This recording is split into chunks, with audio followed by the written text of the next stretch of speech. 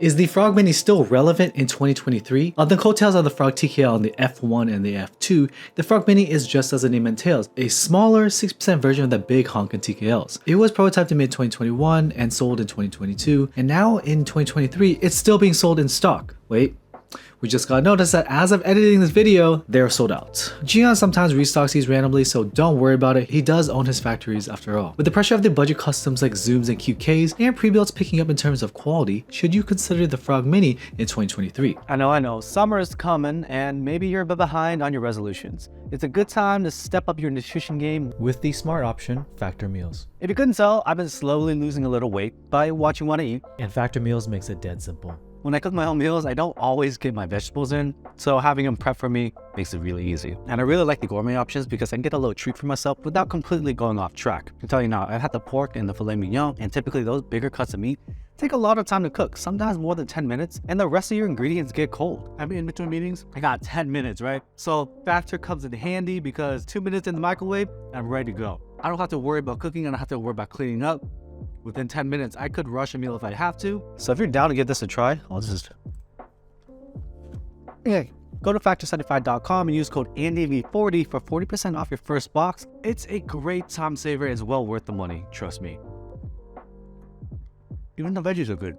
Thanks to Factor for sponsoring this video. Let's get back to it. The Frog Mini's main draw is the Geon quality and Frog low front height. With so many options these days, a true low front height of 16.5mm is still a pretty rare sight. If that's your taste, definitely keep this in mind. It is quite literally the same quality of the Frog TKL, but smaller. Maybe even better. The Frog TKL is what I consider the most accessible endgame of TKLs. You get modern features like an interesting tadpole mount, low front height, comfortable angle, brass weight, good quality CNC, and beautiful anodization. That's basically everything you want out of a custom mechanical keyboard. It is a bee's knees, and even the most devout enthusiast can't scoff at the quality of the Frog. If you're familiar with watches, I consider this like a Seiko. Not particularly hard to buy, a bit under the radar, but punches well above its price point. The one weakness that I noticed in the Geon Frog TKL is that the screw-in stabilizers don't really work for the spacebar. It sounds a little bit off. With screw-in stabilizers, I think the spacebar is bottoming out oddly, so I actually recommend snap-in stabilizers or even like filing down the nubs a little bit. Not required,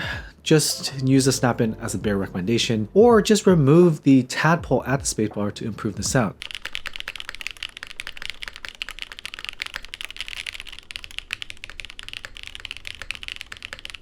In the Frog Mini, the mounting points were adjusted, so the Frog Mini spacebar is actually a little bit better than the TKL in my opinion. I mentioned the tadpole mount, but I didn't explain. It's a silicone-like screw, like a sandwich in between the top and bottom case that holds the plate in place. It looks quite phallic.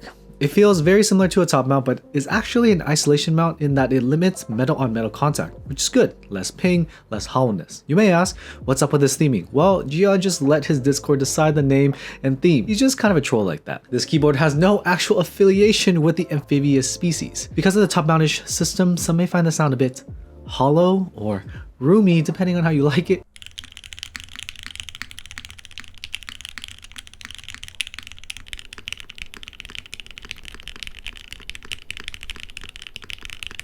I always have to mention this because in 2023, most of our ears are accustomed to the full sound of gasket with foams. This hollowness can quickly be remedied by using the force break mod, which is just tape in between the top and bottom case. And I always mention the tape on my kit page is highly recommended because it's thin at 2mm and you can rip it off, and that really allows you to install it very quickly. In terms of your preference, some people may prefer not to buy a keyboard that needs a force break because it's a little bit cheating, but it's up to you. It's your keyboard. I'm not going to be the one using it every day. But the Frog Mini overall is great price for quality, so I'll forgive it. To really take some time to appreciate the aesthetic, the board looks 9 out of 10, honestly. The finish, clean. The weight, big and heavy. The lines, curvy and sexy.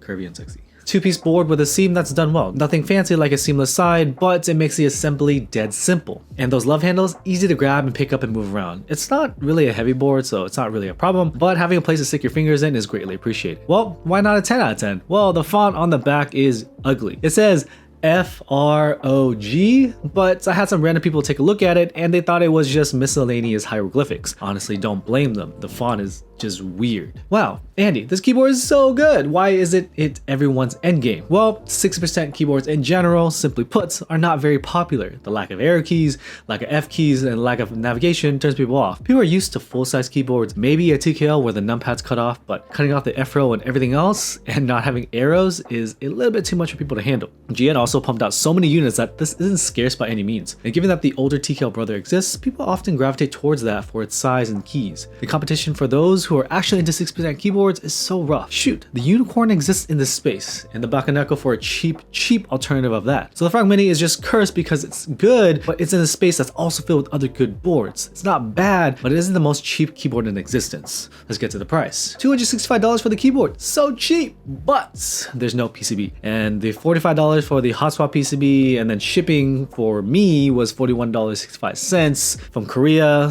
There's no US vendors. That's $351.65 for a 6% keyboard in stock. But the sound is nice and it's deep and it lets the sound of the switches shine. And it looks great with the brass weight, but it's really hard to step up from a Bakaneko at $135 kit, which includes a PCB, for $143.31 shipped, and the QK60 is pushing the envelope for a kit with PCB for under $189 shipped to the US. So back to the original question. Is the Frog Mini worth it in 2023? I personally sold mine. But if you're not some degenerate who wants $500 keyboards that are top of the line, like the Unicorn, this can be it for you. It nails a top mountish sound, which is my preference for a one and only keyboard. And the sound, I've heard, can be immensely improved to use the 98 durometer tadpoles. It's just a nice package and a great hot swap layout. Saying at bottom, thank you very much. The Bakaneko hot swap layout just kind of hurts because it has ANSI bottom with the 4 mods and the full right shift. Ugh. And the Frog Mini is a chonker with a brass weight. Any person who gets a Frog Mini in their hands will feel the quality. So yes, I think it's worth it. I just don't love the feeling of cast aluminum boards like the Bakaneko, and the QK series sounds great but often feels a little bit off in the hand. If you go for the Frog Mini, it's a great keyboard, but you're gonna have a hard time picking just one or two 60s to keep in use because there's so many options. Thanks for watching, and I'll see you in the next one. Peace.